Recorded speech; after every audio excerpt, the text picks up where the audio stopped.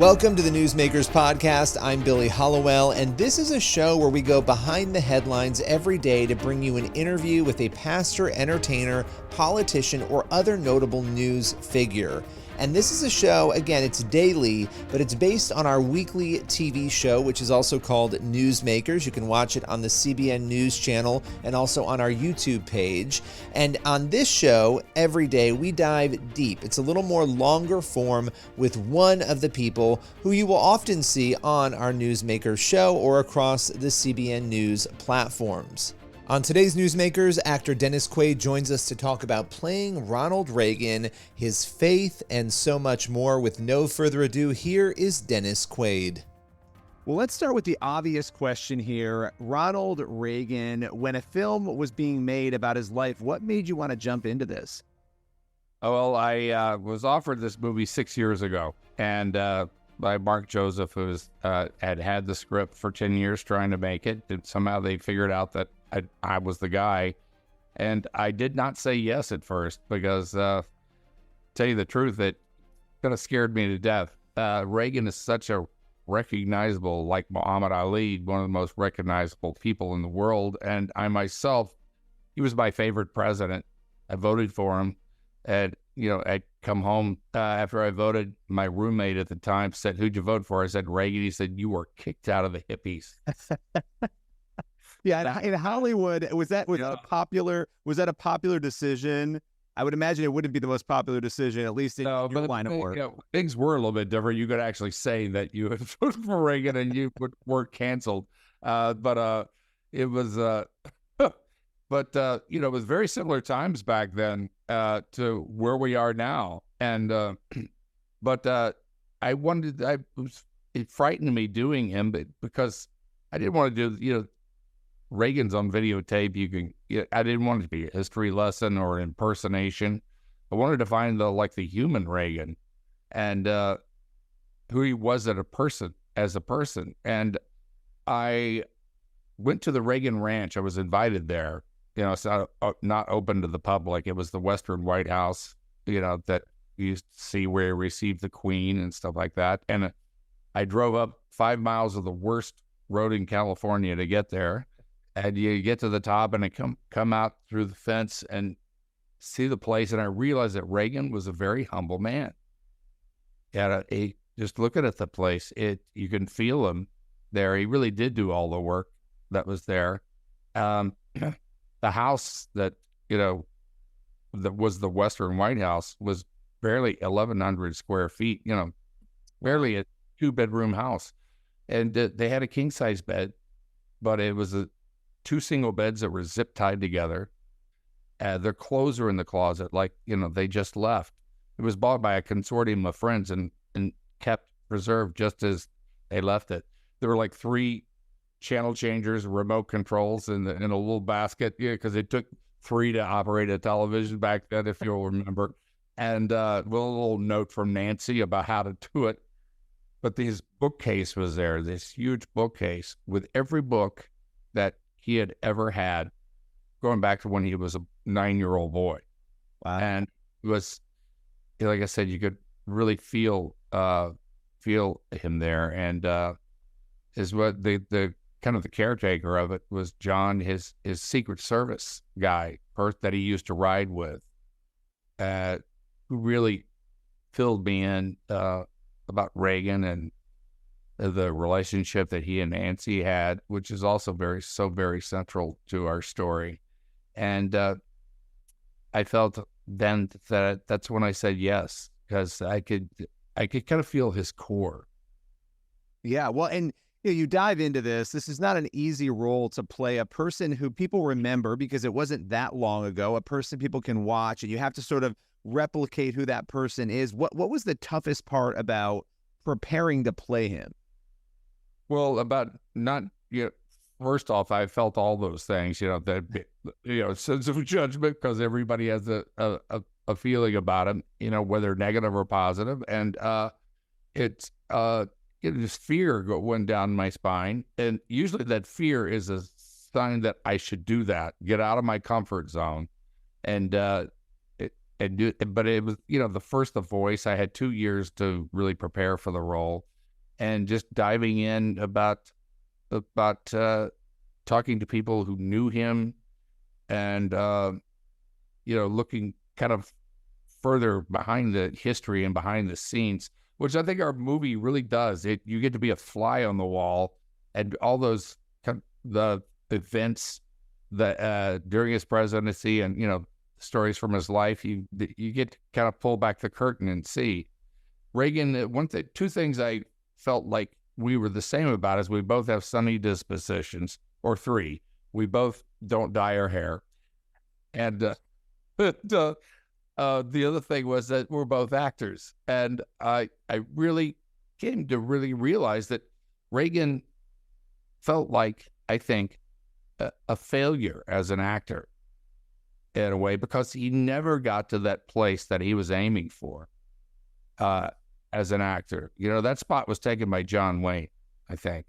Reagan was kind of relegated to doing B movies, and he was married to Jane Wyman, who won an Academy Award. So while he was married to her, that's kind of like a further thing that I think it made him feel less than in a way, and that's what kind of motivated him to get into being the vice president and then president of the Screen Actors Guild. And that's not something that anybody aspires to, by the way, as an actor, and that's a political job. And that was his entry into politics. Yeah. Well, it's interesting. Obviously this film is coming out at a time when the country is in a bit of chaos, right? I mean, the country's always in a bit of chaos, but right now, quite a bit of chaos, really unforeseen sort of political times. What do you make of that you're putting this film out, which obviously it's about his life, it's about his journey. It's not a political film speaking about what's going on today, but it is coming out at that time. What do you make of that? What has it been like to navigate that, even doing interviews on it, while people, I'm sure, want to ask you a lot about the current political dynamic? Right.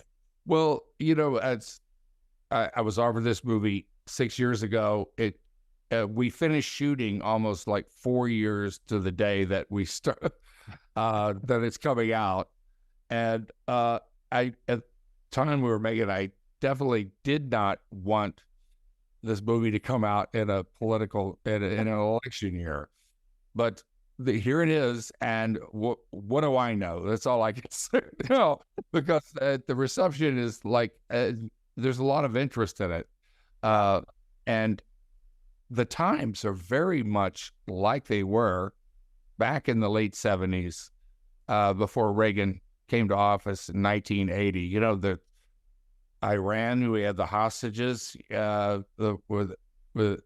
Iran, the Soviet Union. There was 90% thought we were going to be in a nuclear war.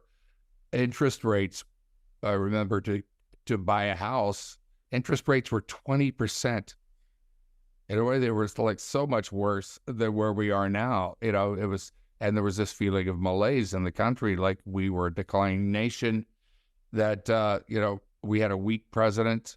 I voted for Carter, and I had a great respect for what he did with between Egypt and Israel and making peace there. And I think he was a really good man, but I think we appeased the Soviets. There was appeasement. Americans, we want to be friends with everybody. We want to do the right thing and offer out, and we think by doing it that the people are going to reciprocate, or other nations are going to reciprocate. There's a lot of bad actors out there, that they just really kind of see that as a way to take advantage of us. And Reagan came along, and the day he came into office, not 2 hours after he took the oath of office, Iran released the hostages because they didn't want to deal with Reagan. They looked at he had strength, and it made them a little, fear of him, and is dealing with the Soviets, who he did not even talk to for 6 years, by the way, but he had a plan for that, and he won the Cold War. He was called a warmonger, that he was going to get us into a nuclear conflagration with the Soviets. He was called a cowboy. He fixed the economy. The economy took a couple of years. He survived an assassination. The country came together and was united. There were a lot of Reagan Democrats, and he won the Cold War, and it took a Cold Warrior to do that. You've obviously had an incredible career. You continue to, and when I look at that, obviously, being on the A-list where you are, you have been very bold. You were you recently gave an endorsement. You've spoken out.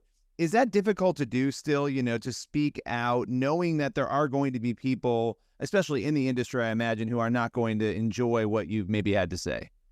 Well, 4 years ago, it was all this fear of being canceled and stuff. But look, we've got to get to a place in this country where we could talk to each other across the aisle or whatever it is, because we need each other.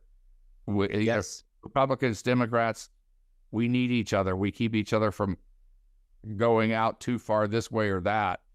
And we're all Americans. And, I've always been an independent, really. I've voted both ways all my life, according to what I felt like we needed as a nation. And, but, this particular time, was asked, here we are, this movie's coming out or whatever. And, of course they're going to ask me political questions. And I just didn't want to be inauthentic. Sure. Yeah. You wanted to be honest. So, yeah. Said where I'm at. Yeah. But for me, it's about, this election beyond personality and all that. The election is really about the Constitution. And what I see is the weaponization of the justice system. Well, and a lot of people are talking about these issues, right? And I know we don't have a lot more time, but I do want to ask you about your faith. A few years ago, I interviewed you on stage at National Religious Broadcasters Convention, and it was really fascinating to hear your faith journey, obviously having deep roots in faith. As the years go on, how has your faith changed, transformed, grown? Well, I think more than anything else, over the last 30 years, it took me a while because, I was, for those that don't, know my faith journey, I don't expect everybody to follow it. But, I grew up in the Baptist church, and I became disillusioned with what I call churchianity in my teens at a time. And I, got into Eastern philosophy, which led me into Buddhism. And then I read the Quran. I read the Bible cover to cover. I read the Dhammapada, the Bhagavad Gita, all that. And, 20 years later, I came to a place where, I've got into all those things in the world, like cocaine and drugs and stuff, and got clean. And then went back to reading the Bible again. And what struck me were the red words of Jesus. That was the thing that got me, and that led me to a personal relationship with Jesus Christ. And that is the thing that relationship has continued to grow and mature and get deeper. And it's a continuing journey. But that's where I'm at. That's what is really different about my faith, and what you cannot find any other place is that relationship with him. Absolutely. And it's an incredible thing, and it's amazing that you and others are speaking out. I feel like we're seeing more and more actors actually sharing that and being really open about it, and it's amazing. The movie is Reagan. Dennis Quaid, appreciate your time today. Yeah, August 30th. Tickets are on sale now, by the way, if you want to reserve one. That's all for today's Newsmakers podcast. Be sure to tune in for the next episode of the show, and also head over to the CBN News YouTube channel and the CBN News channel to watch Newsmakers every week. We'll see you soon.